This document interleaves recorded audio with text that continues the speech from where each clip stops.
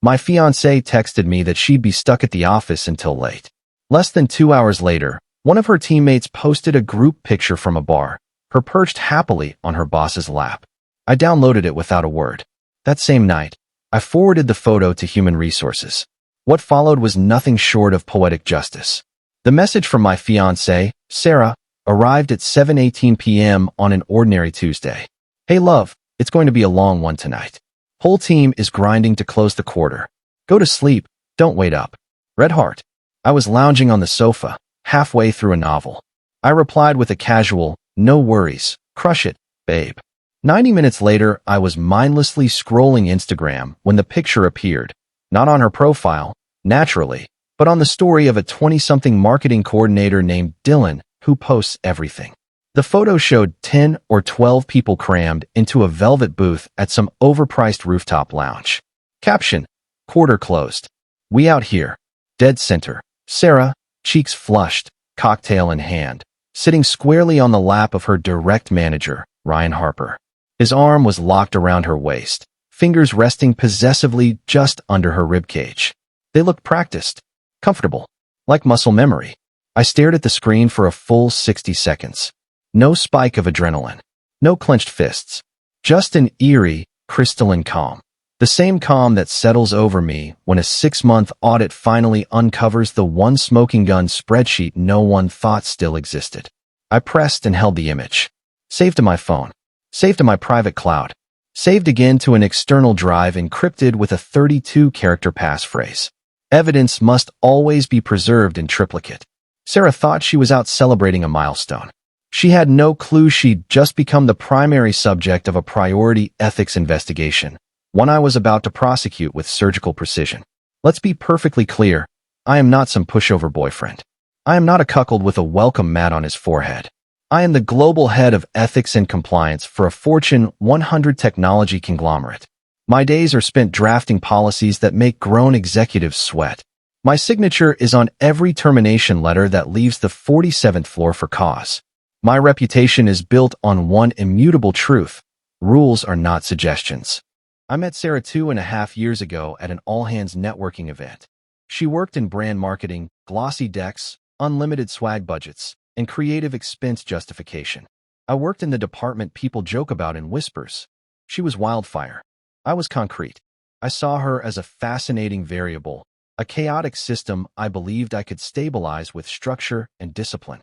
I genuinely thought I was helping her mature. In reality, I was simply giving her a safe headquarters from which to run her side operations. I never mingled finances. The house is solely in my name, purchased a decade before she existed in my life. I never paid her credit cards. I offered stability, a calm port in her storm. She offered excitement.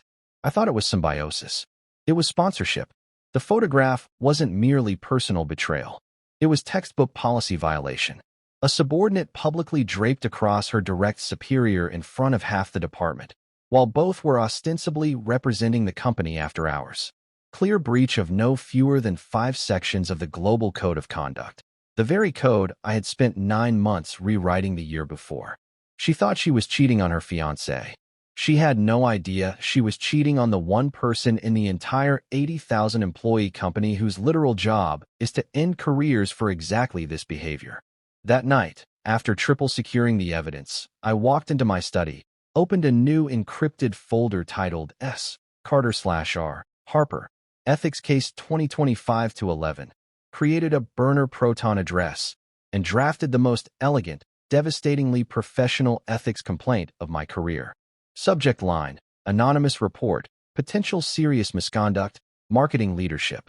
Body: clinical, citation-heavy, and ruthless. Fraternization: abuse of authority. Appearance of quid pro quo. Potential misuse of corporate funds. Attached: Exhibit A, the lap photo, metadata intact. Sent directly to the Chief People Officer, the one human being on Earth who takes my submissions more seriously than anyone else. The investigation was live. The subjects remained blissfully unaware. Update 1. The morning after, Sarah slipped in around 2:30 a.m., reeking of tequila and someone else's cologne. She thought I was asleep. I was wide awake, mentally mapping the next 30 days move by move. At breakfast, she was chipper despite the hangover. Last night was madness, she laughed, pouring oat milk into her coffee. Ryan had us in the office until almost 1, then insisted we celebrate properly. I smiled the warm, supportive smile of a loving partner. Sounds brutal. Hope he at least buys the team a nice lunch to make up for it. Absolute normalcy is the most powerful weapon in any investigation. Subjects must never suspect surveillance. Our HR machine is legendary. One photograph with that level of clarity triggers an instant level 1 probe. They start silent. Email exports, Slack archives, Concur expense audits, keycard logs, corporate Amex downloads. They build an airtight case before the first interview.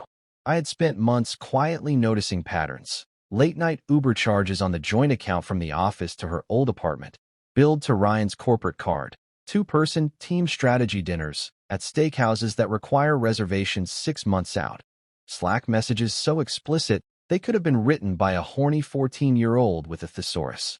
I had never previously documented any of it. Personal matters stay personal. Now it was official. Over the weekend, while Sarah was at bottomless brunch with her enablers, I executed phase 2.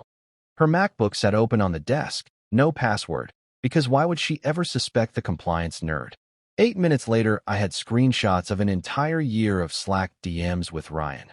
Pet names, future fake promotions promised, explicit photos exchanged during working hours on company devices, and, jackpot, clear evidence of a planned, off-site strategy session that matched a weekend I was at my sister's wedding. I photographed every screen with a separate phone, no iCloud sync. Clean prints only.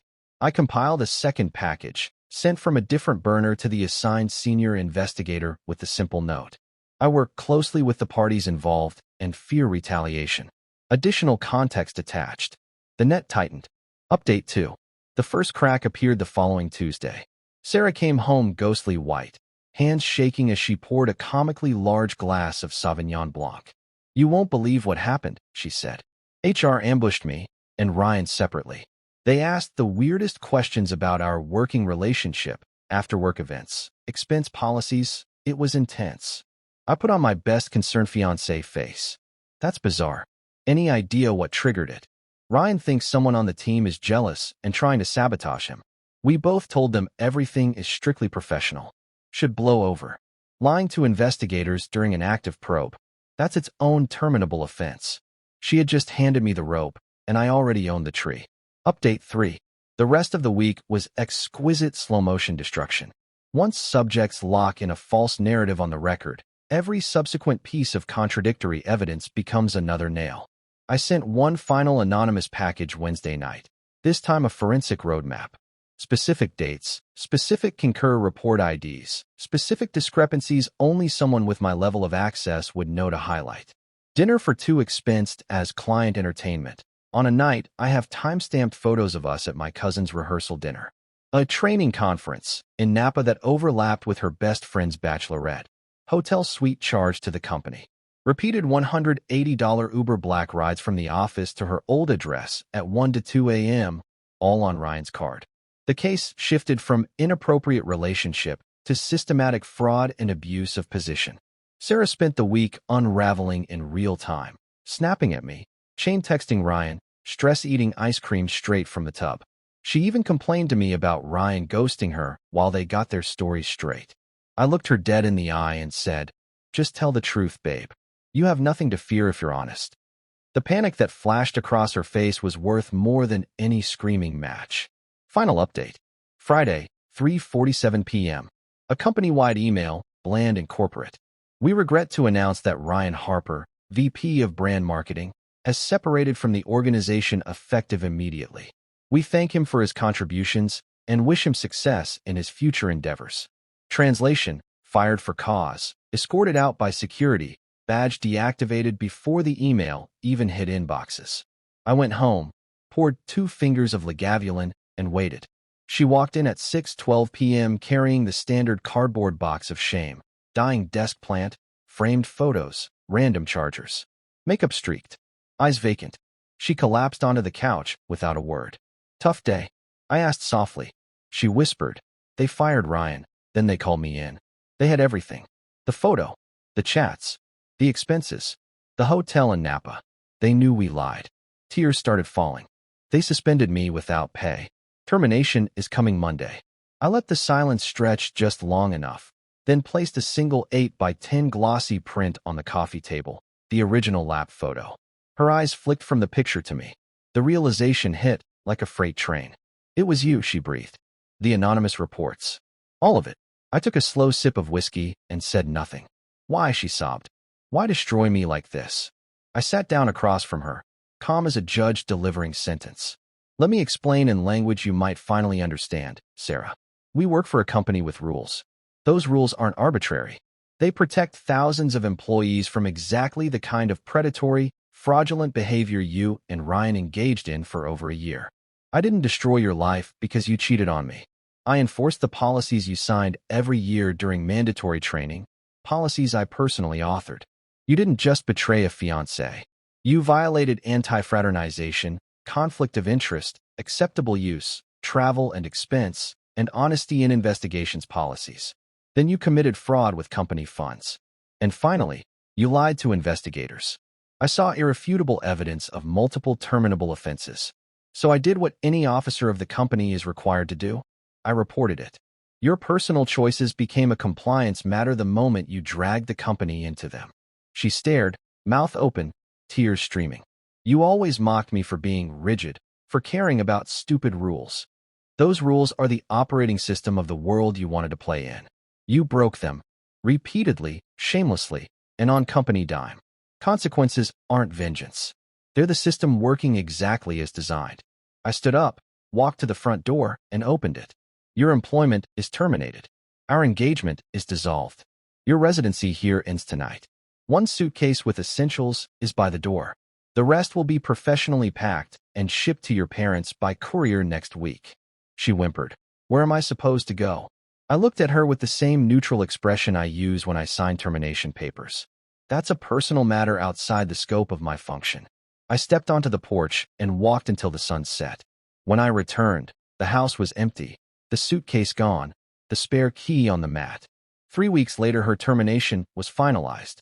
Ryan is radioactive, blacklisted across the industry within 48 hours. Sarah is back in her childhood bedroom in Ohio, resume deleted from every recruiter database that matters, references non-existent. My revenge wasn't emotional. It was procedural. She thought she was playing house. She never realized I was the house, and the house always wins.